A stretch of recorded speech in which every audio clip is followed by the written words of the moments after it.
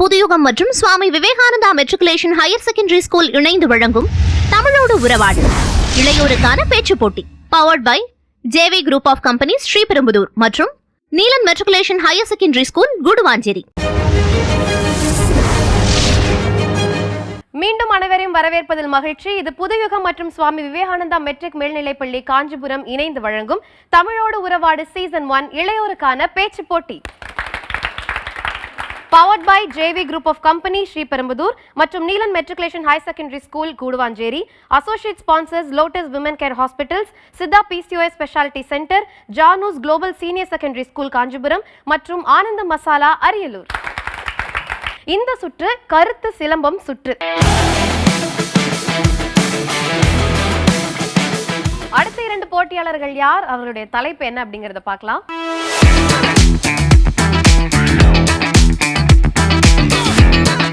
Asika versus வீரச்செல்வி. அவங்களுடைய தலைப்பு வலைதள போராளிகளின் ஆவேசம், வெற்றி முழக்கமே சமூக அக்கறை.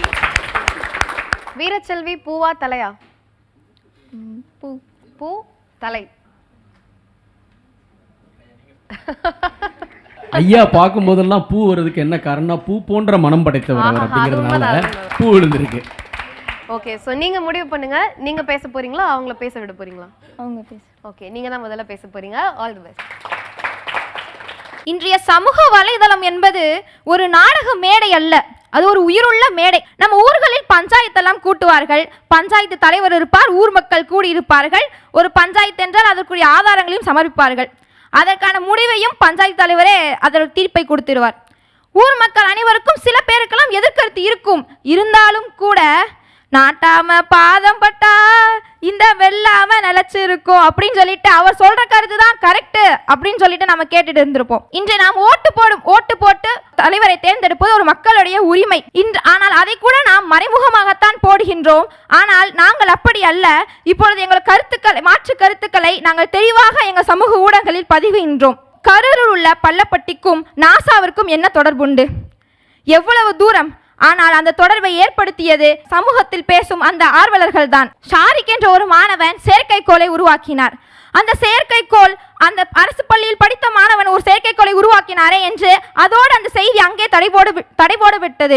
ஆனால் எப்படி ஒரு மூதாட்டிக்கு கிடைத்த ஒரு விஷயம் 2 ஊர்களுக்கு பரவுகிறதோ அதே போல அந்த விஷயம் எங்கள் சமூக ஆர்வலர்கள் மூலமாக தான் நாசா வரைக்கும் சென்றது. இப்போ தாமிரபரணி ஆறை பன்னாட்டு குளிர்பான நிறுவனங்கள் பயன்படுத்தக்கூடாது என்று எதிராக போராட்டம் நடத்தினார்கள். ஆனால் இன்று அந்த போராட்டத்தை யாருமே முன்வரவில்லை.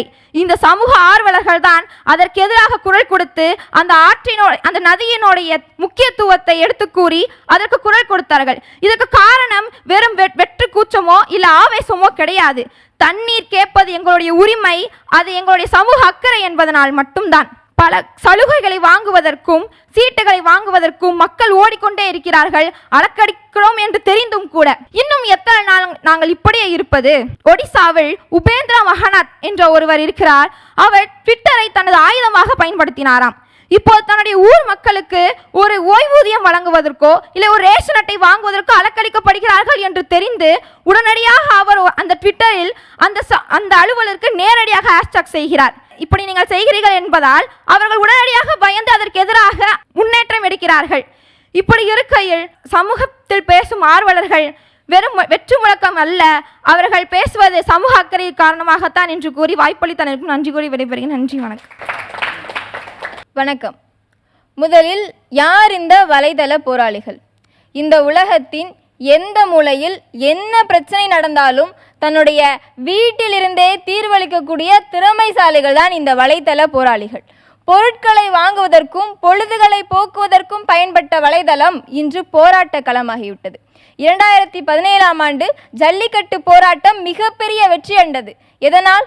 வலைதள போராளிகளின் ஆவேசத்தாலா அல்லது வெயில், மழை, குளிர், பசி, பட்டினி என எதையும் பார்க்காமல் மெரினா கடற்கரையில் கூடி நின்ற 1 லட்சக்கணக்கான மக்களின் ஆவேசத்தாலா? வெற்று பதிவுகள் இங்கே வெற்றியை தராது, வீரமிக்க செயல்கள் தான் வெற்றியை தரும் என்பதை நாம் முதலில் புரிந்து கொள்ள வேண்டும். 2012ஆம் ஆண்டு டிசம்பர் 16ஆம் நாள் நடந்த நிர்பயா கொலை வழக்கு இந்த உலகத்தையே உலுக்கியது. அந்த நிகழ்வை பொறுத்து கொள்ள முடியாத மக்கள் என்ன செய்தார்கள்? அரசு 144 தடை உத்தரவை பிறப்பிக்கிற அளவிற்கு களத்தில் நின்று போராடினார்கள். நீர் பந்தைகளையும் கண்ணீர் புகையும் கொண்டு தாக்கிய போதும் அந்த அநீதிக்கு எதிராக குரல் கொடுத்தார்கள். அதனால்தான் இந்தியாவிலேயே ஒரே வழக்கில் 4 பேரை ஒரே நேரத்தில் தூக்கிலிட்ட சம்பவம் முதல் சம்பவம் அது மட்டுமே. சட்ட மாற்றத்திற்கே வழிகோலிய வழக்கு அது. அதற்கு காரணம் என்ன? களத்தில் நின்று போராடிய மக்கள். இந்தியாவில் மட்டுமல்ல, பல்வேறு நாட்டு மக்களும் தரையில் இறங்கி போராடி கொண்டிருந்தனர். வலைதள போராளிகளோ சமூக ஊடகங்களில் பதிவிட்டு கொண்டிருந்தார்கள். சமூக உணர்வு மிக்கவர்கள் ஏன் பணத்தையோ புகழையோ சந்தாதாரர்களையோ எதிர்பார்க்க வேண்டும்? காரல் மார்க்ஸோ சேக்வாராவோ அம்பேத்கரோ இந்த சமூகத்திற்காக போராடிய போது பணத்தையோ புகழையோ சந்தாதாரர்களையோ எதிர்பார்க்கவில்லையே. இதில் எங்கே இருக்கிறது சமூக உணர்வு? தான் போடுகிற பதிவு சரியா தவறா என்பதை கூட சரிபார்க்காமல் வலைதளங்களில் போடுவதா சமூக உணர்வு? நான் ஏதோ பொய் குற்றச்சாட்டை வைக்கவில்லை. உலக சுகாதார அமைப்பு ஒரு அறிக்கை வெளியிட்டிருக்கிறது. 2020, 2021 ஆண்டுகளில் கொரோனா காலகட்டத்தில் கொரோனா குறித்த தவறான தகவல்கள் சுமார் 2 கோடி அளவில் பதிவிடப்பட்டிருக்கிறது என்றால், தான் போடுகிற ஒரு பதிவு சரியா தவறா என்பதை கூட ஆராயாமல் போடுகிற பதிவு எப்படி சமூக உணர்வு மிக்கதாக இருக்கும் என்பதை நீங்கள் யோசித்து பாருங்கள். கௌரி கிஷான் அவர்கள் 1.4 மில்லியன் அளவிற்கு பின்தொடர்பவர்களை வைத்துக் கொண்டிருக்கிறார்கள். இருந்தாலும் அவர்களுக்கு ஒரு பிரச்சனை என்று வரும் பொழுது அதை நினைத்திருந்தால் ஒரு வலைதள பதிவாக போட்டிருக்க முடியும். அதை நேரடியாக கேட்கிற பொழுதுதான் அந்த ஒரு பெண்ணினுடைய கரல் ஒரு பெண் சமூகத்திற்கான குரலாக மாறியது என்றால், ஒன்றை நாம் நாட்ட வேண்டும் என்று நினைத்தால் களத்தில் இறங்கி போராட வேண்டுமே தவிர வலைதளத்தில் இருந்து பதிவு போட்டுக் கொண்டிருக்க கூடாது. எனவே களத்தில் நின்று போராடுகிற மக்களின் முழக்கத்தின் முன்பு வலைதள போராளிகளின் முழக்கம் வெற்று முழக்கமே என்று கூறி நல்லதொரு வாய்ப்பிற்கு நன்றி, வணக்கம். வீரச்செல்வி நசிகா எப்படி பேசுனீங்கன்னு நடுவர்கள் கிட்ட கேட்கலாம். நீங்கள் பேசுகிற போது அந்த வெற்று முழக்கம்ங்கிற போது வெற்று முழக்கத்துக்கான பாயிண்ட்ஸ் தான் எடுத்து வைக்கணும்.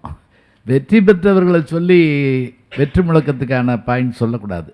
கௌரி கிஷன் அது அவங்க அந்த இடத்துல சொன்னாங்கன்னு சொன்னால் அது நல்ல பாயிண்ட். அது வெற்றி முழக்கம் இல்லை அப்படிங்கிறதுக்கான விஷயம் ஆகாது. அந்த இடத்துல சொல்கிறப்ப மற்ற விஷயங்களை சொல்கிறப்ப சரியாக வந்தது.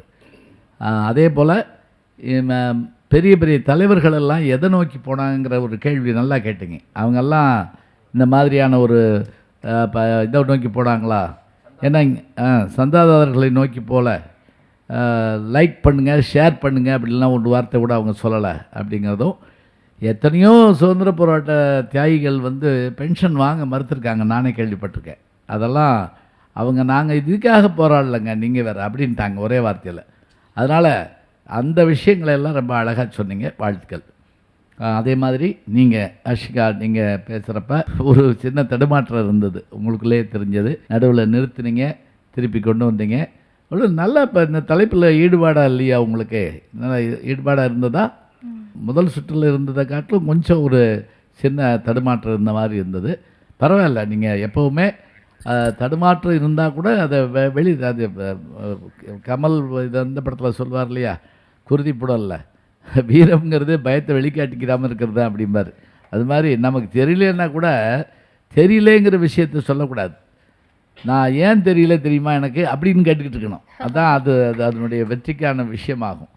அதான் இந்த தயக்கத்தையும் பதட்டத்தையும் இன்னும் உங்கள் முகத்தில் அந்த பதட்டம் தெரியுது. ஏன்னா நீங்கள் உங்களுக்கு கேமரா இருக்குது உங்கள் முன்னாடி. நீங்கள் இப்போவும் கூட நான் கேட்டுக்கிட்டு இருக்க கூட சிரிச்சுக்கிட்டே கேட்டுக்கிட்டு இருக்கணும், சரியா?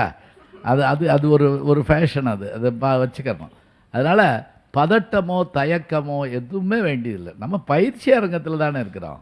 நம்ம இன்னும் எவ்வளோ பெரிய சாதனைகள் செய்ய வேண்டியிருக்கு. அது அந்த மாதிரி வெற்றியாக நீங்கள் கொண்டு வரலாம். தயங்காமல் வாங்க. 2 பேருக்கு பாராட்டுக்கள். முத்துக்குமரன் நல்லா பேசுனீங்க நீங்கம்மா. வீரச்செல்வி நல்லா இருந்தது. எப்பயுமே ஒரு கருத்தை பேசும்போது வெட்டியும் ஒட்டியும் பேசுறதுன்னு சொல்லுவோம். அதை சார்ந்தும் எதிர்த்தும் எதிர்கருத்தை முரண்பட்டும் பேசும். நீங்கள் முரண்பாடுகள்லாம் ரொம்ப அழகாக வச்சிங்க. இப்போ ஜல்லிக்கட்டு போராட்டம்னு சொல்லும்போதே பொதுவாக இவ்வளவு நாளாக அதை எப்படி அடையாளப்படுத்தியிருக்கோன்னா, சமூக ஊடகத்தில் இளைஞர்கள் ஒன்றிணைந்து போராடினார்கள் தான் அதை எடுத்துகிட்டு வரோம். அதை நீங்கள் எடுத்து வச்சு சமூக ஊடகத்தில் போராடலங்க, ஒன்றிணைஞ்சாங்க. ஏன்னா போராட்டம் நடந்தது மெரினா கரையிலன்னு எடுத்து வச்ச கருத்து நல்லா இருந்துச்சு. அது மாதிரி நீங்கள் வரிசையாக எல்லாத்தையும் சொல்லிட்டு இருந்தது. இப்போ நீங்கள் அங்கே தான் ஐயா சொன்ன மாதிரி கௌரி கிஷன்ட்ட வரும்போது எதையும் நீங்கள் வற்புறுத்தி அதை நீங்கள் களத்துக்கு இழுத்துட்டு வர்றீங்களோன்னு இருந்தது. கௌரி கிஷன் போராட்டம் கௌரி கிஷன் நேரில் கேள்வி கேட்டாங்க, ஆனால் அது எல்லா பார்வையிலும் பட்டதுக்கு காரணம் சமூக ஊடகவியலாளர்களின் அக்கறை தான். அதனால் நீங்கள் உன்னை வலிந்து இழுக்கும்போது அது ஒட்டாமல் போயிடும். நீங்கள் சமூக ஊடகத்தில் நடக்கிற அக்கிரமங்களை கண்டிப்பாக பேசியிருக்கணும். எவ்வளவு சேட்டை நடக்குது, எவ்வளவு மோசமான விஷயங்கள் நடக்குது, எவ்வளவு தவறுகள் நடக்குது, அதன் மேலே இருக்க ஆதங்கத்தையோ அல்லது அது வந்து பகடியாவது நீங்கள் செஞ்சுருந்தீங்கன்னா இன்னும் உங்கள் பேச்சு மெருகேறி இருக்கும். உங்ககிட்ட ஒரு நல்ல நகைச்சுவை திறன் இருக்குமா அஷிகா? ஒரு நல்ல நகைச்சுவை திறன் இருக்குது. எப்படி மூதாட்டிகள் 2 ஊர் கொண்டு போயிடுவாங்களோ அப்படி போகிறது நீங்கள் சொன்னது, தொடக்கத்தில் நீங்கள் வந்து பேசினதெல்லாம் ரொம்ப சிறப்பாக இருக்குது. ஆனால் நீங்கள் நல்ல நல்ல விஷயங்களை பேசியிருக்கணும். சமூக அக்கறை. இப்போ இன்றைக்கி வந்து வாக்கு செலுத்துறதுக்காக எஸ்ஏஆருங்கிற படிவத்தை கொடுத்து எல்லோரும் நிரப்ப சொல்கிறாங்க. இன்றைக்கி சமூக ஊடகத்தில் அவ்வளோ ஆர்வலர்கள் வந்து அந்த படிவத்தை எப்படி நிரப்பணும், அதில் உங்களுக்கு பிழை இருந்தால் அதை எந்த வெப்சைட்டில் போய் தேடணும்னு அவ்வளோ விஷயங்களை சொல்லிக்கிட்டு இருக்காங்க. அப்படி சமூக ஊடகவியலாளர்களுடைய அக்கறையை நீங்கள் பட்டியலிட்டு இருந்தீங்கன்னா, இன்றைக்கி நடக்கிற நல்ல விஷயம் 4 சொல்லியிருந்தீங்கன்னா நீங்கள் உங்கள் பேச்சு எங்கேயோ போயிருக்கோம். பயப்படாதீங்க, பதட்டப்படாதீங்க. நல்ல நகைச்சுவை திறன் இருக்குது. அது கூட 4 நிகழ்வுகளை எடுத்து வச்சு யதார்த்தமாக பேசு. சோஷியல் மீடியா சாதித்திருக்கிற விஷயங்களின் அடிப்படையில் பார்த்துருந்தா இந்த சுற்றில் நீங்கள் தான் தர்க்கத்தில் வென்றிருந்துருக்கணும். அவ்வளவு விஷயங்கள் இருக்குது. உதாரணமாக சொல்கிறேன், அரபு வசந்தம் என்று சொல்லக்கூடிய ஜனநாயகம் மலராத மன்னராட்சி இருந்து நாடுகள் எல்லாத்துலேயுமே ட்விட்டரில் ஏற்பட்ட புரட்சியின் வழியாக இன்றைக்கி ஜனநாயகம் மலர்ந்துருக்குது. அது எவ்வளோ பெரிய விஷயம். அது போலவே இன்றைக்கி வந்து அதிகாரம் எளிய மனிதர்களை தீண்டும் போது அவர்களை காக்கக்கூடிய அரணாக சோஷியல் மீடியா தான் இருக்குது. அப்போது ஜனநாயகத்தை கட்டுப்படுத்தக்கூடிய உண்மையான விசையாக இன்றைக்கி சோஷியல் மீடியா தான் இருக்குது. இன்றைக்கி ஒரு நிறுவனமோ ஒரு தனி மனிதனோ ஒரு அரசியல்வாதியோ சோஷியல் மீடியாவுக்கு தான் பயப்படுறான். அங்கே ஒரு குரல் எழும்பிடும் அப்படிங்கிறது தான் பார்க்குறாங்க. அப்படி பார்க்கும்போது சோஷியல் மீடியா செய்து வைத்திருக்கக்கூடிய சாதனைகளை நீங்கள் நிறைய பட்டியலிட்டு இருந்திருக்க முடியும். அது ஒரு பக்கம். இன்னொரு பக்கம் நீங்கள் ரொம்ப அருமையாக இந்த வாதத்தில் நிறைய தர்க்கங்களை அடுக்குனீங்க. ஆனால் அதே சமயத்தில் சோஷியல் மீடியா எப்படி ஒரு மனிதன் இன்றைக்கி தனி மனிதனை எம்பவர் பண்ணியிருக்கு. ஒரு தனி மனிதன் என்பவன் நான் சோஷியல் மீடியாவில் போய் இதை எழுதிடுவேன் அல்லது ஒரு கோரிக்கை வீடியோவை போட்டால் அது முதல்வர் கவனம் வரைக்கும் போயிருக்குன்றது எவ்வளவு பெரிய சுதந்திரமோ, மறுபக்கம் அது முகமிலிகளுக்கு அடையாளத்தை மறைத்து கொண்டு என்ன வேணாலும் செய்யக்கூடிய ஒரு பெரிய வாய்ப்பை கொடுத்துருக்குது. அது ஒரு பெரிய ஆபத்து. ரெண்டாவது என்னென்னா, சோஷியல் மீடியா எளிதில் ஒரு பிரச்சனையில் ஆர்வம் இழந்துருது. சரி, இன்றைக்கி இதை ட்ரெண்ட் பண்ணுவோம், நாளைக்கு வேறு ஒன்று ட்ரெண்ட் பண்ணுவோம். முந்தா நாள் என்னதை பற்றி பேசிகிட்டு இருந்தோமோ அதை பற்றி இன்றைக்கி கவலை இல்லை. நேற்றைய நிலைப்பாடை பற்றி இன்றைக்கி கவலை இல்லை, இன்றைய நிலைப்பாடை பற்றி நாளைக்கு கவலைப்பட போகிறது இல்லைன்ற ஒரு ஆபத்தை அங்கே கொண்டு போய் வைக்கிது. ஸோ அந்த மாதிரி விஷயங்களை சொல்லியிருக்கலாம். இன்னொரு விஷயம் வந்து என்னென்னா, எப்படி அது வந்து கண்காணிக்குதோ அதே நேரத்தில் ஒரு விஷயம் நடந்துருச்சா துட்டு கொல்லு, தூக்கில் போடு, கையை உட, காலை உடன்னு அது ஒரு மாப் ட்ரையலை கொடுக்குது. அது கொடுக்கக்கூடிய அழுத்தம் இருக்குல்ல, அது நீதித்துறையை அரசு நிர்வாகத்தில் ஒரு கட்டுப்படுத்தும் விசையாக மாறுது. அப்போ இந்த ரெண்டுக்கு இடையில நின்று நீங்கள் நிறைய விளையாடி இருக்க முடியும். நீங்கள் நிறைய தர்க்கங்களை பேசியிருந்தாலும் சில இடங்களில் ஐயா சொன்ன மாதிரி கொஞ்சம் டீவியேட் ஆகிடுச்சு. ரொம்ப 2 பேருமே சிறப்பாக பேசியிருக்கீங்க. அசிகா, நீங்கள் வந்து உங்களுடைய தயக்கங்களை விட்டுட்டு, நீங்கள் நல்ல பேச்சாளர் தான், உங்களுடைய தயக்கங்களை விட்டுட்டு இன்னும் மேலும் மேலும் தர்க்க பலத்தோடு வந்து நிற்கணும். நீங்கள் ஒரு விஷயத்தை பற்றி பேசுனீங்கன்னா எதிராளியால் மறுக்கவே முடியாமல் இருக்கணும். எங்களுக்கு குழப்பம் வரணும். 2 பேரில் யாருக்கு மதிப்பெண்கள் போடுறது, யாரை விடுறதுன்னு குழப்பம் வர்ற அளவுக்கு நீங்கள் வந்து தர்க்க வலிமையோடு வரணும்னு வாழ்த்துறேன். 2 பேருக்கும் என்னுடைய வாழ்த்துக்கள். இந்த 2ஆம் சுற்றுல அடுத்த 2 போட்டியாளர்கள் யார், அவர்களுடைய தலைப்புகள் என்ன அப்படிங்கறத பார்க்கலாம்.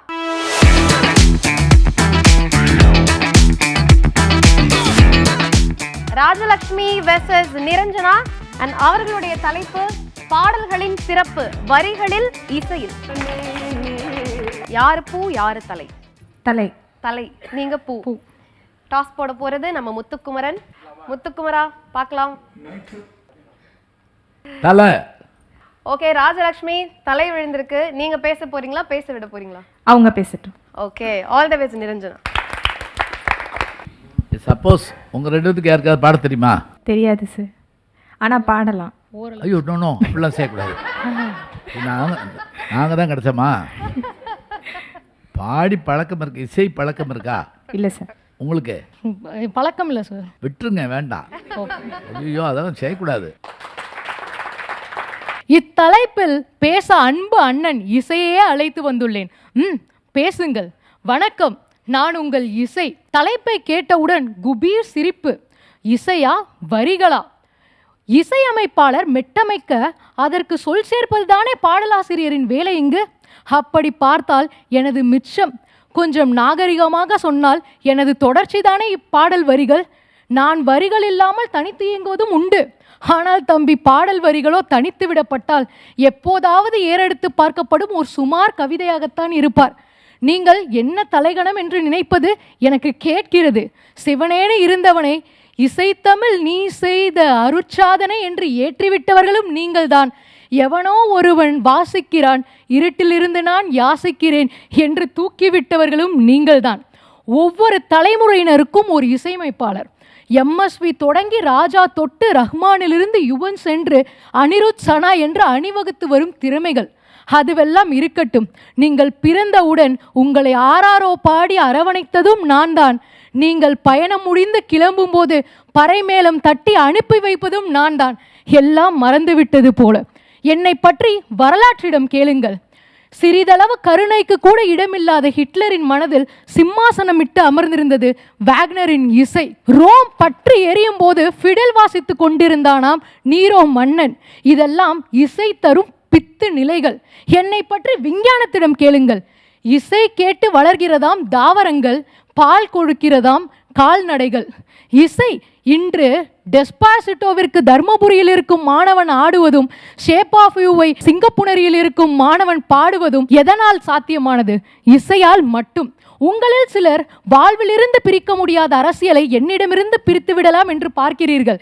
TM கிருஷ்ணா சத்தமாக கர்நாடக சங்கீதத்தை ஜனநாயகப்படுத்துவதும், இசை ஞானி சத்தமின்றி கிராமிய பாடல்களை பிரதானமாக்குவதிலும் ஒளிந்திருக்கிறது மாபெரும் சமூக அரசியல். உங்கள் பக்தி, காதல், இச்சை, போராட்டம் என்று அனைத்தையும் உணர்த்த நான் போதும். எதற்கு இந்த வீண் வரிகள் எல்லாம்? இசை வாழட்டும், இசை மீதான வசை ஒளியட்டும். நன்றி, வணக்கம். தமிழ் சொந்தங்கள் அனைவருக்கும் வணக்கம். பாடலின் சிறப்பு இசையே என்று அருமையாக பேசினார்கள். நான் வரிகளே என்பேன். நம் அன்னை தமிழை மூன்றாக பிரிப்பர்: இயற்தமிழ், இசைத்தமிழ், நாடகத்தமிழ். இதில் இசைத்தமிழுக்கும் நாடகத்தமிழுக்கும் உயிராக அமைவதால் தான் இயற்தமிழை முதலில் வைத்தனர் என்று கூறுவார் பரதிமார் கலைஞர் அவர்கள். இசை மனிதனை மயக்கும் ஓர் மாயை, அதைத்தான் அவர்களும் கூறினார்கள். ஆனால் வரிகள் மனிதனை செதுக்கும் ஓர் ஒளி. இசையும் நாடகமும் கலையின் வடிவம் என்றால் மொழி நமது அடையாளம். A change is gonna come என்ற பாடல் சாம் ஹுக்கே உடையது. 1954 முதல் 1968 வரை அமெரிக்காவில் குடியியல் உரிமை இயக்கத்தின் தேசிய கீதம் இந்த பாடல். இமேஜின் என்ற பாடல் ஜான் லெனனுடையது. அமைதிக்கும் ஒற்றுமைக்குமான தேசிய கீதம் இந்த பாடல். நம் சுதந்திர போராட்டத்திலேயே பாரதியின் பாடல் வரிகளை கேட்டு எழுச்சி உற்று சுதந்திரத்தில் ஈடுபட்டவர்கள் எத்தனை பேர்? இந்த பாடல்களில் எல்லாம் வரிகளின் பங்கு அதிகமா, இசையின் பங்கு அதிகமா? உங்கள் இசைக்குத்தான் மொழி தேவையில்லை, பாகுபாடே இல்லையே. இது பிறப்பிற்கான இசை, இது இறப்பிற்கான இசை என்று எப்படி பிரித்து பார்க்கிறீர்கள்? இசை என்பது மனித மனங்களை களிப்பில் ஆழ்த்தக்கூடியது. ஆனால் மனித மனங்களை மாற்றக்கூடியது வரிகள். அந்த காலத்திலிருந்து தற்போதைய நபர்கள் வரை, இந்த 2000 குழந்தைகள் வரை அனைவருமே கேட்க வேண்டிய ஒரு பாடல், நெகிழ வைக்கும் ஒரு பாடல். மூச்சுப்பட்டா நோகுமுன்னு மூச்சடக்கி முத்தமிட்டேன், நிழலுப்பட்டா நோகுமுன்னு நிலவடங்க முத்தமிட்டேன். இது தாலாட்டு பாடல்தான் என்று கூற வரிகள் இல்லாமல் இசை மட்டும் உங்களுக்கு போதுமானதாக இருக்குமா? நாம் கதைகளில் கேட்ட கர்ணனை நமக்கு உருவப்படுத்தி காட்டியது ஐயா சிவாஜி கணேசன் என்றால், கர்ணனின் பார்வையில் மகாபாரத யுத்தத்தையே விளக்கிய பாடல் ஒன்று உண்டு. மன்னன் பணியேற்கும் கண்ணனும் பணி செய்ய உன்னடி பணிவானடா கர்ணா, மன்னித்து அருள்வாயடா கர்ணா. உள்ளத்தில் நல்ல உள்ள பாடலுக்கு கலங்காத உள்ளமும் உண்டா? அன்பார்ந்த இசை ரசிகர்களே, முத்து தாண்டவர், மாரிமுத்து பிள்ளை, அருணாச்சல கவிராயர் இவர்கள் மூவரும் கர்நாடக இசையின் தமிழ் மும்மூர்த்திகள். நம்மில் எத்தனை பேருக்கு இந்த பெயர்கள் பரிச்சயம்? ஆனால் திருவள்ளுவனோ, கம்பனோ, வைரமுத்துவோ, வாலியோ, பாவிஜயோ, நாம் முத்துக்குமாரோ நம் நினைவில் நிற்க காரணம் என்ன? இசையின் இன்பம் சிறிது நேரத்திற்கு தான். ஆனால் வரிகளோ காலம் கடந்தும் நம்மை நினைவில் வைக்கிறது.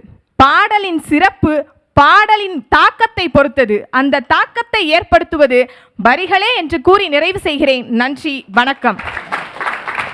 ஓகே, 2 பேருமே சிறப்பா பேசுனீங்க. நடுவர்கள் என்ன சொல்றாங்கன்னு கேட்கலாம். நல்ல தர்க்கம். 2 பேருக்குமே முதல்ல வாழ்த்துகள். ரொம்ப நியாயமாக நீங்கள் 2 பேரும் எடுத்துக்கிட்ட தலைப்புக்கு நின்று பேசுனீங்க. நான் தான் சரின்னு. அதில் நீங்கள் கையாண்ட யுத்தியும் ரொம்ப அழகாக இருந்தது. இசை பற்றி நம்ம பேசுகிறாம அண்ணன் இசையை வர சொல்கிறேன் அப்படின்னு அவருக்கு ஒரு இன்ட்ரடக்ஷன்லாம் கொடுத்து ரொம்ப நேர்த்தியாக பேசுனீங்க. அந்த அந்த திமிர் துணி இருக்குல்ல, அது வந்து ரொம்ப அழகாக இருந்தது. இன்னும் கொஞ்சம் நீங்கள் த்ரோட் அவுட் பண்ணுமோன்னு எனக்கு தோணுது. உங்கள்கிட்ட ஒரு நல்ல கம்பீரம் இருக்குது, ஒரு நல்ல உடல் மொழி இருக்குது, கருத்துக்கள்லாம் ரொம்ப பிரமாதமாக இருக்குது. எங்கோ ஒரு இடத்துல நீங்கள் உங்கள் குரலையோ உங்கள் ஒளி அளவையோ ரெஸ்ட்ரிக்ட் பண்ணிக்கிற மாதிரியான ஒரு உணர்வு இருக்குது. அது எனக்கு தெரியலை, ஒருவேளை உங்கள் குரல் அளவே அவ்வளோதான். ஆனால் உங்களுடைய கருத்துக்கள்லாம் ரொம்ப நல்லா இருந்தது. நீங்கள் ரொம்ப நல்லா பேசுனீங்கம்மா, ரொம்ப சிறப்பாக இருந்தது. 2 பேரில் யாருக்கு எங்கே கூட்டுறது குறைக்கிறதுங்கிற கேள்வி தான். ஆனால் நீங்கள் எங்கேயோ ஒரு இடத்துல தயங்குறீங்க, எங்கேயோ ஒரு இடத்துல சின்னதாக ஒரு சந்தேகத்துக்குள்ளாய்க்கிறீங்க, எங்கேயோ ஒரு இடத்துல தடுமாறுறீங்க. அது மட்டும் தவிர்த்துருங்க. உங்கள் கருத்துக்கள்லாம் அழகாக இருந்தது. ஆனால் இன்னும் நேர்த்தியாக இருந்திருக்கும் அந்த தடைகள் இல்லைன்னா. நீங்கள் ஹிட்லர் எடுத்துகிட்டு வந்தது ரொம்ப நல்லா இருந்தது, ரோம குறிப்பிட்ட நல்லா இருந்தது. தொடக்கத்தில் நீங்கள் அனிருத் சனாலாம் கொண்டு வந்தீங்க. இன்னும் 3 நிமிஷ உரையில் இந்த காலத்திலேருந்து ஏதாவது 1-2 உதாரணங்களை நீங்கள் எடுத்து வச்சிங்கன்னா அது இன்னும் கொஞ்சம் நல்லாயிருக்கும். நாமுத்துக்குமாரோட நின்றுட்டீங்க, இன்னும் நிறைய இருக்குது. நன்றி, வாழ்த்துக்கள். செல்வேந்திரன் சார். அக்கினி குஞ்சொன்று கண்டேன், அதை ஆங்கொரு காட்டிடை பொந்தினில் வைத்தேன், வெந்து தணிந்தது காடு தழல் வீரத்தில் குஞ்சென்றும் மூப்பென்றும் உண்டோ. அதோட பொயட்ரி முடிஞ்சிருச்சு தானே. எங்கேருந்து வந்துச்சு தத்தரிகிட தித்தோம்? அதுக்கு என்ன அர்த்தம் இல்லையா? இந்த சுற்று தழல் வீரத்தில் குஞ்சென்றும் முப்பென்றும் உண்டோன்ற மாதிரி 2 பேரும் இதுதான் ஏன் வெட்டியும் ஒட்டுறதையும் அப்படிங்கிற மாதிரி இருந்தது. ஒருத்தருக்கு ஒருத்தர் 1/2 மார்க் 1 மார்க் கூட முன்ன பின்ன போட முடியாத அளவுக்கு இருந்தது. அவங்க இசைதான் ஆளும் என்று சொல்கிறாங்க, நீங்கள் வரிகள் தான் வாழும் என்று சொல்கிறீங்க. 2 பேரில் யாருடைய தர்க்கம்ங்கிறதுல ஒரு பெரிய வருது. அப்போ இங்கேருந்து உட்கார்ந்து யோசிக்கும்போது 2 விஷயம். ஒன்று, மொழி உருவாகிறதுக்கு முன்பு, வார்த்தைகள் உருவாக்குறதுக்கு முன்பு, பாடல்கள் உருவாகிறதுக்கு முன்பே இசை உருவாகியாச்சு இல்லையா? ஒலிக்குறிப்புகள் இருந்து தான் வருது.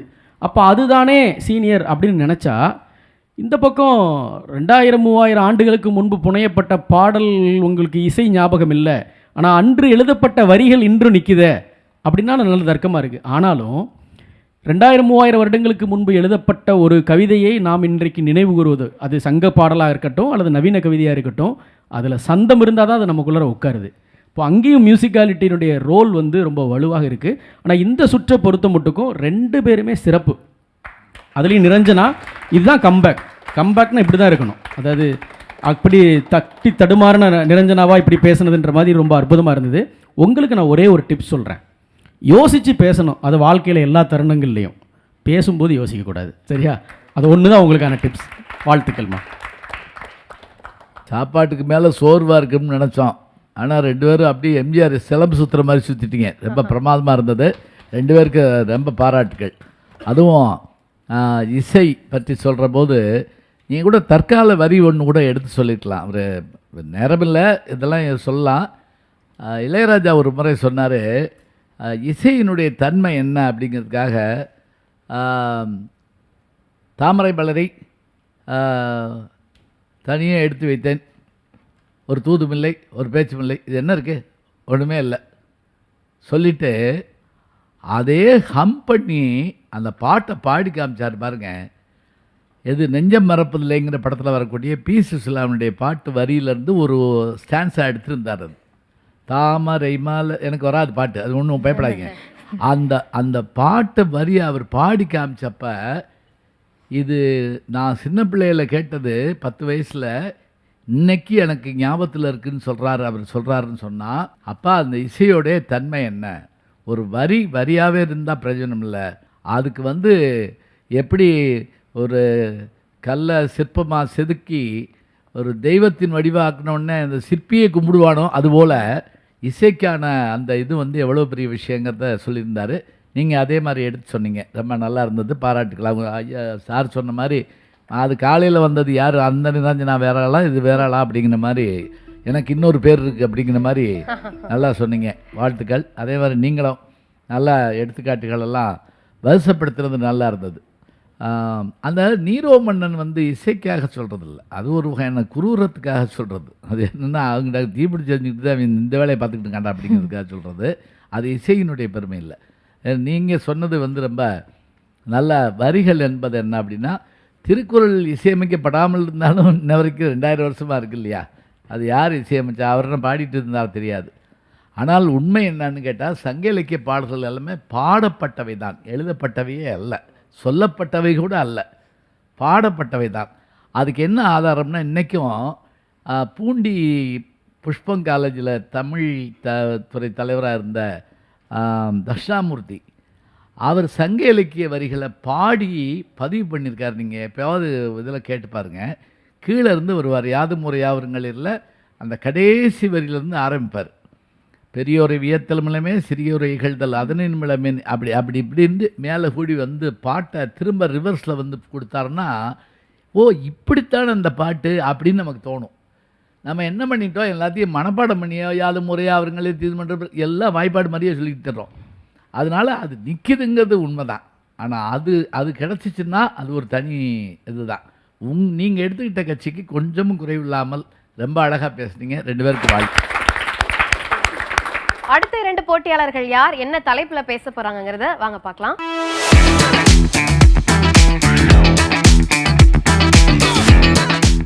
யாழினி திருமுகம் வெர்சஸ் நித்யா. அவங்களுடைய தலைப்பு கடன் வளர்ச்சிக்கான படிக்கல் வீழ்ச்சிக்கான சறுக்கல். ஓகே, 2 பேர்ல யாரு பூ யாரு தலை? நீங்க பூ, நீங்க தலை. தலை தலை. ஆஹா, ரொம்ப நேரம் கழிச்சு தலை விழுந்திருக்கு. நீங்க தானே தலை சொன்னீங்க. நீங்க பேச போறீங்களா, அவங்க பேசட்டுமா? அவங்க பேசட்டும். Okay, so all the best Nithya. வணக்கம். கடன் வீழ்ச்சிக்கான சறுக்கல். மிகப்பெரிய வீரனான ராவணனின் மனச்சுமையை குறிக்கும் போது கடன்பட்டார் நெஞ்சம் போல் கலங்கினான் இலங்கை வேந்தன் என்று அருணாச்சல கவிராயர் பதிவு செய்திருப்பார். உள்ளத கொண்டு நல்லது பண்ணு, சிறுக கட்டி பெருக வாழு, விரலுக்கேத்த வீக்கம் வேணும் என்று நம் தமிழ் சமூகத்தின் அடிப்படையே இருப்பதை வைத்துக்கொண்டு இன்பமாக வாழ்வதுதான். கடன் அன்பை மட்டும் முறிக்காது, அது வம்பையும் கூடவே இழுத்து வரும். நம்ம கிட்ட தான் நல்ல வேலை இருக்கே, நமக்கு தான் நல்ல சம்பளம் இருக்கே, போக போக சம்பளம் ஏறும், அதனால எப்படியும் கடன் அடைச்சிடலாம் என்று எதிர்காலத்தின் மீது அதிக நம்பிக்கையுடன் வாங்கும் கடன் ஒரு மனிதனுக்கு எதிர்காலமே இல்லாமல் செய்யும் வல்லமை படைத்தது. கடனுடன் கூடிய வட்டி என்பது ஒரு மனிதனின் உதிரத்தை உறிஞ்சி குடிக்கும் தன்மை உடையது. இவ்வுலகத்தின் எந்த சமயமும் வட்டியை ஆதரிக்கவில்லை. இந்த 21ஆம் நூற்றாண்டிலும் வட்டி என்ற ஒன்று கொத்தடிமைகளை உருவாக்கும் என்று சொன்னால் கடன் வீழ்ச்சிக்கான சறுக்கல். ஆடம்பரமாக திருமணம் செய்ய வேண்டும் என்பதற்காக அளவுக்கு மீறி கடன் வாங்கும் தம்பதிகள் தன்னுடைய திருமண வாழ்க்கையை அடமானம் வைப்பதற்கு சமமானது. கடன் என்ற ஒன்று ஒரு மனிதனின் உயிரை உறிஞ்சி குடிக்க வல்லது. அப்பா வாங்கக்கூடிய கடன் அவரின் காலத்திற்கு பிறகு அவர்களின் பிள்ளைகளின் தலையில் ஏற்றி வைக்கப்படும் போது அந்த பிள்ளைகளின் இளமை கால ஆசைகளும் கனவுகளும் அவர்களின் இதயத்திலிருந்து இறக்கி வைக்கப்படுகிறது. எளிமையாக கிடைக்கிறது, குறைந்த விலையில் கிடைக்கிறது என்பதற்காக மக்கள் தவணை முறையில் பொருட்களை வாங்கி குவிக்கிறார்கள். அக்கம் பக்கத்து வீடுகளை பார்த்து ஆடம்பரமாக வாழ ஆசைப்பட்டு அளவுக்கு மீறி தவணை முறையில் வாங்கிய பொருட்களில் எல்லாம் யமனையும் கூடவே அழைத்து வருகிறோம் என்ற புரிதல் இல்லாமல் மக்கள் இருக்கிறார்கள். ஆசை ஆசையாய் அளவுக்கு மீறி கடன் வாங்கி வீடு கட்டக்கூடிய மக்கள் அவர்களின் கனவு இல்லத்தில் காலன் ஒளிந்திருக்கிறான் என்பதை மறந்து விடுகிறார்கள். கடன் தொல்லையால் கணவன் மனைவி தற்கொலை, கடன் தொல்லையால் குழந்தையை கொன்றுவிட்டு தானும் தற்கொலை செய்து கொண்ட தாய், கடன் தொல்லையால் கடனை திருப்பி கொடுக்காததால் கொலை என்று நாள்தோறும் நாம் செய்திகளில் பார்த்து கொண்டே இருக்கிறோம். கடன் என்ற ஒன்று ஒரு மனிதனின் உயிரை உறிஞ்சி குடிக்கும் என்று சொன்னால் அது வீழ்ச்சிக்கான சறுக்கல் மட்டுமல்ல, வாழ்க்கைக்கான கேடும் கூட. ஒரு தனி மனிதனின் தனிப்பட்ட ஆசையினை கடன் கொடுக்கக்கூடிய தனியார் நிறுவனங்கள் தன்னுடைய லாபத்தை வளர்த்துக் கொள்கிறது. கடனுக்காக கொடுக்கப்படும் கடன் அட்டைகளில் குறைந்தபட்ச இருப்பு தொகை என்ற பெயரில் தனியார் நிறுவனங்கள் அதனுடைய லாபத்தை வைத்திருக்கிறது என்று சொன்னால் கடன் என்றைக்குமே வீழ்ச்சிக்கான சறுக்கல் என்று சொல்லி நல்வாய்ப்புக்கு நன்றி பாராட்டி விடைபெறுகிறேன். நன்றி, வணக்கம். என் தோழி நித்யாவிடம் ஒரு கோரிக்கை. இந்த சமூகத்தில் இருக்கக்கூடிய ஏற்ற தாழ்வுகளை அகற்றிவிட்டு கடன் வீழ்ச்சிக்கான சறுக்கல் என்று சொல்லுங்கள், நான் ஒப்புக்கொள்கிறேன். ஏனென்றால் ஒரு குடும்பத்தின் வளர்ச்சியாக திகழ்கிறது கடன். திருமணம் என்பது ஒவ்வொரு குடும்பத்திற்கும் மிகப்பெரிய கனவு. அந்த கனவை நிறைவேற்ற பொருளாதார நெருக்கடியை சமாளிக்க கடன் வாங்குவது கடமையாக மாறுகிறது. இப்படிப்பட்ட சூழ்நிலையில் ஒழுக்கமற்ற கணவனால் தவிக்கும் ஒவ்வொரு பெண்களின் குடும்ப சூழ்நிலையை முன்னேற்றி பொருளாதார சுமையை குறைத்து அன்றாட தேவைகளை பூர்த்தி செய்கிறது மகளிர் குழுவின் கடன். கல்வியை வியாபாரமாக பார்க்கும் இந்த உலகத்தில் குழந்தைகளின் கனவை நிறைவேற்ற தாயார்கள் தங்களின் தாலியை மனவலியுடன் விற்கும் சூழலை தவிர்க்கிறது கல்வி கடன். இக்கடனால் தான் மாணவ மாணவிகள் வெளிநாடு சென்று எண்ணற்ற சாதனைகளை உருவாக்கி கொண்டிருக்கிறார்கள். இன்று நாம் ஸ்டார்ட் அப் என்று சொல்லப்படும் புதிய முயற்சிகளின் உயிர் கடன். கடன் இல்லையெனில் இன்று நாம் பயன்படுத்தும் செயலிகள், நிறுவனங்கள் எதுவும் உருவாகியிருக்காது. இன்று இந்த உலகத்தில் உருவாகும் கொரோனா, பன்றி காய்ச்சல், எலி காய்ச்சல், குரங்கு காய்ச்சல் என்று புதிய புதிய நோய்களை கண்டு அஞ்சுபவர்களை விட மருத்துவமனையில் ஏற்படும் செலவுகளை கண்டு அஞ்சுபவர்கள் தான் அதிகம். இப்படிப்பட்ட சிக்கலான சூழ்நிலையிலிருந்து மீண்டு வர உதவுகிறது மருத்துவ கடன். கடன் என்பது வெறும் வளர்ச்சிக்கான படிக்கல் மட்டுமல்ல, ஒரு நாட்டின் பொருளாதார மாற்றத்திற்கான அடிக்கல். 2ஆம் உலகப் போரில் சிதைந்த ஜப்பானை எழுப்ப உலக வங்கி 1950களில் கடன் வழங்கியது. அந்த கடன் மின்சாரம், போக்குவரத்து, தொழில் மற்றும் கிராம வளர்ச்சி என பயன்படுத்தி 1970களில் கடன் பெறும் நாடிலிருந்து கடன் வழங்கும் நாடாக உயர்ந்தது. இவை அனைத்தும் கடனால் தான். இது மட்டுமின்றி நமது இந்தியா, சீனா, தென்கொரியா மற்றும் வியட்நாம் போன்ற நாடுகள் உலக வங்கியிடம் வாங்கிய கடனை கல்வி, தொழில், கிராம வளர்ச்சி என பயன்படுத்தி இந்த உலகத்தில் மிக வேகமாக வளர்ந்து கொண்டிருக்கிறார்கள். உதாரணமாக உலகத்திலேயே இந்தியா பால் உற்பத்தியில் முதலிடத்தில் இருக்குது. காரணம் உலக வங்கியின் ஆபரேஷன் ஃப்ளட்டின் கடன் உதவியால் தான். நான் நம்புவது இதுதான். என்னென்றால் உணவு வேண்டும், ஆனால் விவசாயம் வேண்டாம் என்று சொல்லக்கூடிய இந்த உலகத்தில் விவசாயத்தை காப்பாற்ற போராடும் விவசாயிகளுக்கு உதவுவது கடன் தான். சிலர் சொல்லுவார்கள் சாபம், கடன் என்பது சாபம் என்று. ஆனால் நான் நம்புவது கடன் என்பது சாபம் அல்ல, அது சமத்துவத்தை உண்டாக்கும் கருவி. இன்றைய சூழ்நிலையில் கனவு காண கூட பணம் தேவைப்படுகிறது. இப்படிப்பட்ட சூழ்நிலையில் தனது குடும்பத்திற்காகவும் கனவுக்காகவும் பொருளாதார நெருக்கடியை சமாளிக்க நினைக்கும் ஒரு சாதாரண குடும்பத்தில் ஒருவேளை உணவு மட்டும் அருந்தி கொண்டிருப்பவனுக்கு கட்டாயம் கடன் வளர்ச்சிக்கான படிக்கல் தான். கடன் என்பது வளர்ச்சிக்கான படிக்கல் மட்டுமல்ல, அது ஒரு கருவி. அதை தவறாக பயன்படுத்தினால் தான் அது சாபம், சரியாக பயன்படுத்தினால் அது கருவி. உண்மை என்னவென்றால் சரியான நேரத்தில், சரியான இடத்தில், சரியான முறையில் எடுக்கும் கடன் கட்டாயம் வளர்ச்சிக்கான படிக்கல் தான் என்று கூறி முடிக்கிறேன். நன்றி, வணக்கம். 2 பேரும் மிக சிறப்பாக பேசியிருந்தீங்க. நடுவர்கள் கிட்ட கேட்டலாம். ரொம்ப நேர்மையாக அணுகுனீங்க. 2 பேருமே சிறப்பாக பேசுனீங்க.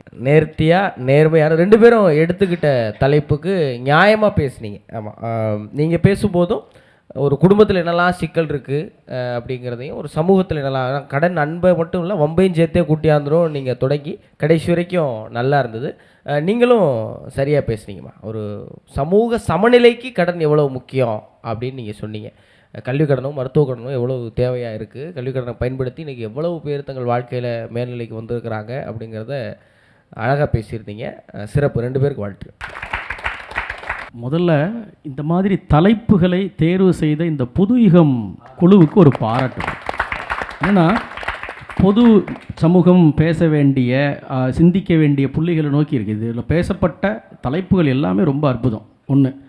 2வது, அதை இந்த 2 பேரும் அணுகின விதம் அதை விட அற்புதம். நித்யா ஒரு தனி மனிதனை ஒரு அழகாக எடுத்துக்கொண்டு அவனுடைய ஆடம்பரத்திற்கான கடன் எந்த மாதிரியான வீழ்ச்சியெல்லாம் கொண்டு வரணும். அதாவது பணம் சம்பாதிக்கிறது குண்டூசியை வச்சு குழி தோன்ற மாதிரி ரொம்ப கஷ்டம். செலவு பண்ணுறது அதே குண்டூசி வச்சு ஒரு பலூனை உடைக்கிற மாதிரி ரொம்ப சுலபமானது. அது நம்ம ஊர்லேயே ஒரு பழமொழி உண்டு, செக்களவு தங்க இருந்தாலும் செதுக்கி தின்னா எத்தனை நாளைக்கு வரும்னு. அப்போது இந்த கடன் என்பது அவருடைய அளவை மீறி வரும்போது வள்ளுவன் ரொம்ப எச்சரிக்கிறான். அளவறிந்து வாழாதான் வாழ்க்கைங்கிறது லைஃப் மாதிரி தான் இருக்கும், ஆனால் அது ஒரு இல்லூஷன், உடனே கலைய போகுதுன்னு எச்சரிக்கிறான்.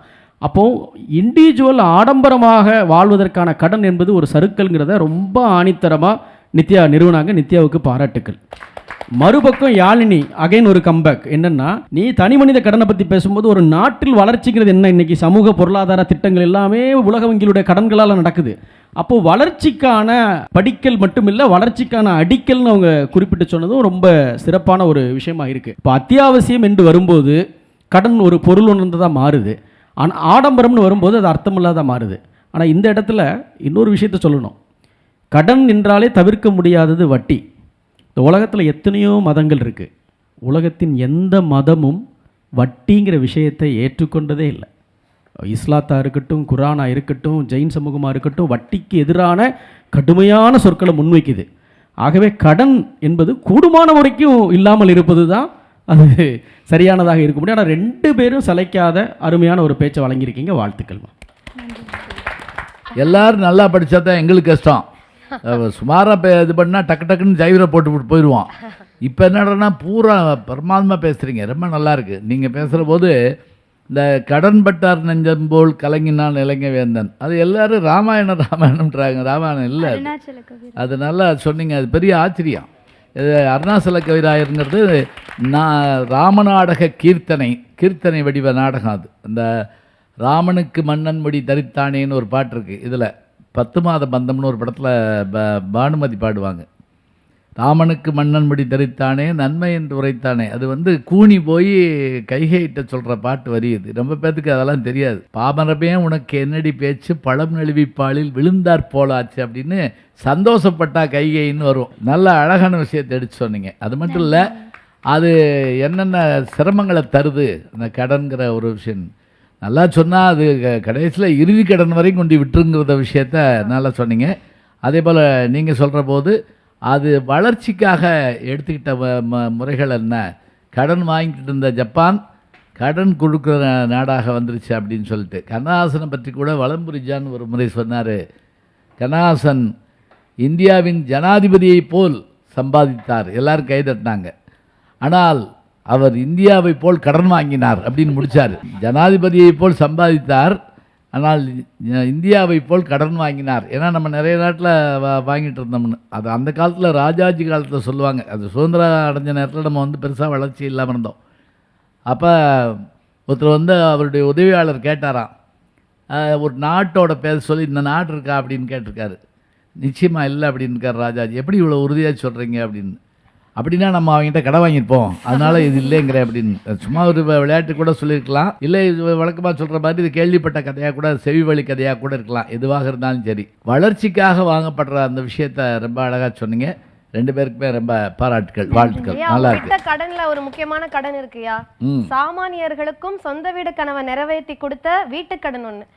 அது முன்னாடி வெறும் பெரும் பணக்காரர்கள் மட்டும்தான் வீடு இருக்கும், அவங்க பிள்ளைங்களுக்கு எழுதி வச்சாதான் அவங்க பிள்ளைங்களுக்கு இருக்கும். ஆனா இன்னைக்கு கல்வின்னு ஒண்ணு ஒரு சாதாரண வேலை கிடைச்சதுன்னா யாராலுமே சொந்த வீடு வாங்கி மகிழ்ச்சியா இருக்க முடியும், ஒரு சாதனை புரிய முடியும். நிச்சயமா எல்லாருக்கும் அந்த வீடுங்கிறது ஒரு கனவு இல்லம்னு சொல்றோம். அது எப்படியோ இப்ப வாடகை வீட்டுல இருக்கிற போது அதுக்கு வாடகை கொடுக்கறதுக்கும் சொந்த வீடு கட்டி அதுக்கு கடனுக்கு அந்த பணம் கட்டிக்கிட்டு இருக்கிறதுக்கும் வித்தியாசம் என்னென்னா, எதாக இருந்தாலும் எங்கள் வீடு அப்படின்னு சொல்லக்கூடிய ஒரு நல்ல விஷயம் இருக்குது. அதில் நல்லா சொன்னீங்க, ரொம்ப மகிழ்ச்சி. ஆனால் ஐயா நீங்கள் ரெஃபர் பண்ணுற படங்கள் எல்லாம் பார்க்கும்போது நீங்கள் எந்த வருஷம் பிறந்தீங்கன்னு கேட்கறதுக்கு பதிலாக நல்ல வேலை எந்த நூற்றாண்டில் பிறந்தீங்கன்னு கேட்கணும் போல இருக்குங்க ஐயா. என்ன மாதிரி ரெஃபரன்ஸ்லாம் ஐயா கொண்டு வர்றாரு? ஐயாவுக்கு ஒரு பெரிய கிளாப். என்ன மாதிரி தகவல்கள் வருது? அதெல்லாம் எழுதுனது யாரு, பாடினது யாரு, இசையமைச்சது யாரு? அந்த நினைவாற்றல் இருக்கு இல்லையா, அசாத்தியமா இருக்கு. அதெல்லாம் என்ன காரணம்னா, எங்க அப்பாட்ட அடி வாங்கி பார்த்த படம் மட்டும். எங்க அப்பா அலாரம் வச்சு முழிச்சிருந்து அடிப்பார் என்னைய. ஏன்னா அன்னைக்கு மறந்துட்டோம்னா என்ன பண்றது அப்படிங்கிறதுக்காக செகண்ட் ஷோ சொல்லாமல் போயிடுவேன், திருப்பி அடி வாங்கணும் இல்லையா, அதுக்காக அப்படி வச்சிருக்கிறது. அதான் அவர் நல்லவேளை இப்படி கேட்காம போட, நீங்கள் எந்த யுகத்தில் பிறந்தீங்க, புது யுகத்தில் பேசுகிறீங்களே நீங்கள், எந்த யுகத்தில் பிறந்திருந்தாலும் புது யுகத்தில் பேசுகிறீங்க இல்லையா? ஆமாம், திரேதா யுகமா கலியுகமா அப்படிங்கிற மாதிரி. அதில் இல்லை, நமக்கு என்னன்னாங்க, இந்த மாதிரியான ரசனைகள் எல்லாம் இப்போ கொஞ்சம் குறைஞ்சி போச்சுங்கிறது தான் வருத்தத்துக்குரிய விஷயம். அதான் உண்மையான ஒரு பேச்சு. இப்போ பானுமதி ஏன் குறிப்பிட்டேன்னா, சகலகலாவல்லி அந்த அம்மா டைரக்ஷன் தொடங்கி, பாட்டு தொடங்கி, பேச்சு தொடங்கி, நடிப்பு தொடங்கி எல்லாத்துலேயுமே நம்பர் 1. எல்லாத்த காட்டிலும் தெலுங்கில் அத்தகாருங்கிற ஒரு நாவலுக்கு சாகித்ய அகாடமி விருது வாங்கியிருக்காங்க. அதான் பெரிய ஆச்சரியம். இந்த இப்போ நம்ம பாட்டி சொன்ன கதையா, பாட்டிராஜன் நடிச்சு பாட்டி சொல்லை தட்டாதே, அது தெலுங்கு வெர்ஷன் அவங்க தான் பண்ணியிருக்காங்க. மனோரமா கேரக்டர் இருக்கு இல்லையா, அப்போவும் அவங்க நம்பர் 1 இருந்துட்டாங்க. அதான் பெரிய பெரிய ஆட்கள் இருந்த தேசம், மறந்துகிட்டே வர்றோம், அவ்வளவுதான். பரவாயில்ல, பாடத்தையே மறக்கிறோம், இது என்ன படத்தை மறக்க மாட்டோமா? அண்ணன் சொன்னதுதான் மறுபடியுமே நான் சொல்லணும்னு நினைச்சேன். அதே தான், புதுயுகத்துக்கு நன்றி. ஏன்னா இப்படி ஒரு தலைப்பு எடுத்து இளைய சமூகத்தை பேச வைக்கும்போது இப்போ இந்த ஒரு கேள்வி இருந்துகிட்டே இருக்கு, கடன்னா வாங்கணுமா வாங்கக்கூடாதா? எனக்கு இன்னைக்கு வரைக்கும் அந்த கேள்வி இருக்கு. இன்னைக்கு வரைக்கும் எனக்கு 27 வயசு, நான் ₹1 கடன் இல்லை. ஆனால் கடன் வாங்காமல் இருக்கிறது சரிதான் ஒரு பக்கம் தோணும்போது, இல்லை நீ வாழ்க்கையில் என்ன முன்னேற தொடங்கலைங்கிற ஆலோசனையும் இன்னொரு பக்கம் வந்து சேர்ந்துக்கிட்டே இருக்குது. அப்போ கடன் வாங்கணுமா வாங்கக்கூடாதான்னு 2 பேர் எந்திரிச்சு பேசும்போது தான் பார்வையாளர்களுக்கு ஒன்று புரியும். கல்விக்கு கடன் வாங்கலாம், ரம்மி விளையாட கடன் வாங்கக்கூடாதுங்கிறது புரியும். இப்போ இதை புரிய வைக்கிறதா அந்த நிகழ்ச்சிக்கான முயற்சி. அதுதான் அந்த இளையோர்களை வச்சு செய்கிறது. அதுக்கு புதியத்துக்கு கூடுதல் நன்றி கூட. நன்றி நன்றி. யாருமே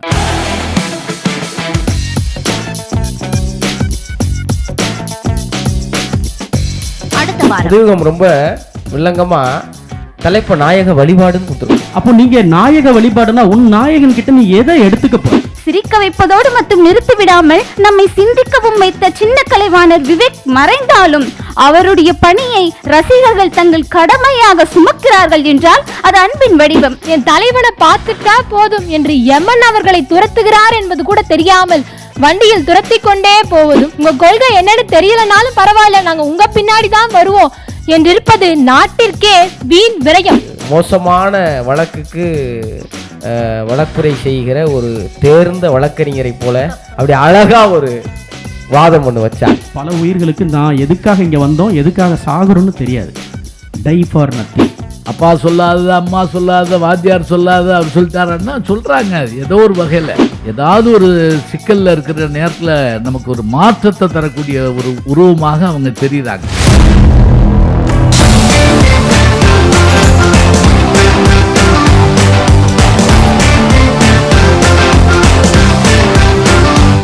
கட்டங்களாக நடைபெறும் இறுதிச் சுற்றில் 2 சுற்றுகளில் முன்னிலை பெற்று வெற்றியாளரை தீர்மானிக்கும் 3வது சுற்றுக்கு தேர்வாகும் 5 பேர் யார் யார்? அடுத்த வாரம் பார்க்கலாம். புதுயுகம் மற்றும் Swami Vivekananda matriculation higher secondary school இணைந்து வழங்கும் தமிழோடு உறவாடு இளையோருக்கான பேச்சு போட்டி. Powered by JV group of companies Sriperumbudur மற்றும் Neelan matriculation higher secondary school Guduvancheri. Associate sponsors Lotus women care hospitals, Janus global senior secondary school Kanchipuram மற்றும் ஆனந்த மசாலா அரியலூர்.